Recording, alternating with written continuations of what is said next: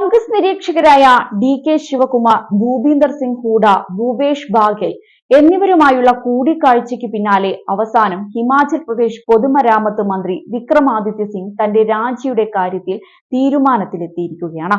പാർട്ടിയുടെ വിശാല താൽപര്യം കണക്കിലെടുത്താണ് രാജി പിൻവലിക്കുന്നതെന്ന് വിക്രമാദിത്യ സിംഗ് മാധ്യമങ്ങളോട് പ്രതികരിച്ചു. സംഘടനയെ ശക്തിപ്പെടുത്തേണ്ടത് ഓരോ പ്രവർത്തകന്റെയും കടമയാണെന്നും പാർട്ടിയുടെ താൽപര്യവും ഐക്യവും കണക്കിലെടുത്ത് ഞാൻ നൽകിയ രാജി മുഖ്യമന്ത്രി സ്വീകരിക്കാൻ വിസമ്മതിച്ചുവെന്നും ഇതിൽ കൂടുതൽ സമ്മർദ്ദം ചെലുത്താൻ ഞാൻ ആഗ്രഹിക്കുന്നില്ലെന്നും സർക്കാരിന് യാതൊരു ഭീഷണിയുമില്ലെന്നും ഇതൊക്കെ അനാവശ്യമായി ഉണ്ടാക്കിയ പ്രതിസന്ധി മാത്രമാണെന്നും വിക്രമാദിത്യ സിംഗ് പ്രതികരിച്ചു. ഇതോടെ കോൺഗ്രസിന് ആശ്വാസമായി. അതേസമയം രാജി പിൻവലിക്കുന്നതും രാജിയുമായി മുന്നോട്ടു പോകില്ലെന്ന് പറയുന്നതും തമ്മിൽ വലിയ വ്യത്യാസമുണ്ടെന്നാണ് വിക്രമാദിത്യ സിംഗ് പറഞ്ഞിരിക്കുന്നത്. രാജി പിൻവലിക്കാൻ വിക്രമാദിത്യക്ക് സർക്കാർ മറ്റെന്തെങ്കിലും വാഗ്ദാനം നൽകിയിട്ടുണ്ടോ എന്നതും എടുത്തു പറയേണ്ട കാര്യമാണ്. കഴിഞ്ഞ ദിവസം രാവിലെയാണ് വിക്രമാദിത്യ സിംഗ് രാജി പ്രഖ്യാപിച്ചത്. രാജ്യസഭാ തെരഞ്ഞെടുപ്പിൽ 6 MLA-മാർ BJP സ്ഥാനാർത്ഥിക്ക് ക്രോസ് വോട്ട് ചെയ്തതിന് പിന്നാലെയായിരുന്നു കോൺഗ്രസിനെ വെട്ടിലാക്കി വിക്രമാദിത്യയുടെ രാജി. സർക്കാരിനെതിരെ അതിരൂക്ഷ വിമർശനം ഉയർത്തിയായിരുന്നു വിക്രമാദിത്യ രാജിവെച്ചത്.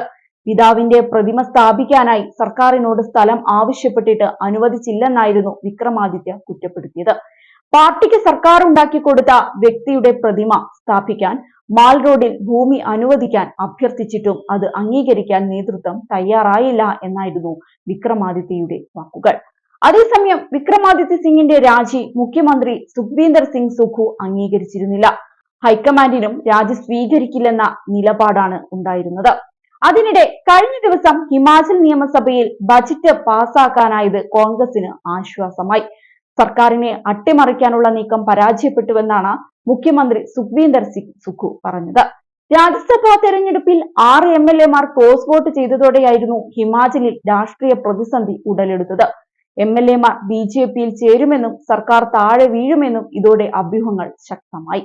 ഏതായാലും രാജ്യസഭാ തെരഞ്ഞെടുപ്പിൽ ഹിമാചൽ പ്രദേശിൽ കോൺഗ്രസിന് കനത്ത തിരിച്ചടി തന്നെയാണ് കിട്ടിയത്. തെരഞ്ഞെടുപ്പിൽ കോൺഗ്രസ് നേതാവ് അഭിഷേക് സിംഗ്വി പരാജയപ്പെട്ടിരുന്നു. ഇതോടെ സംസ്ഥാന സർക്കാരിന്റെ നിലനിൽപ്പ് തന്നെ പ്രതിസന്ധിയിലായി. സംസ്ഥാനത്ത് നിന്നുള്ള ഏക രാജ്യസഭാ സീറ്റിൽ BJP സ്ഥാനാർത്ഥി ഹർഷ് മഹാജനാണ് വിജയിച്ചത്. 6 കോൺഗ്രസ് MLA-മാർ വിപ്പ് ലംഘിച്ച് BJP സ്ഥാനാർത്ഥിക്ക് വോട്ട് ചെയ്തതാണ് നിർണായകമായത്. 3 സ്വതന്ത്ര MLA-മാരും BJPക്ക് അനുകൂലമായി വോട്ട് ചെയ്തു. തുല്യ വോട്ട് വന്നതിനെ തുടർന്ന് നറുക്കെടുത്ത് വിജയിയെ തീരുമാനിക്കുകയായിരുന്നു.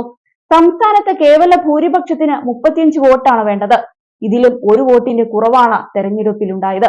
ഈ സാഹചര്യത്തിൽ സുഖു സർക്കാരിനെതിരെയാണ് അവിശ്വാസ പ്രമേയത്തിനുള്ള BJPയുടെ നീക്കം.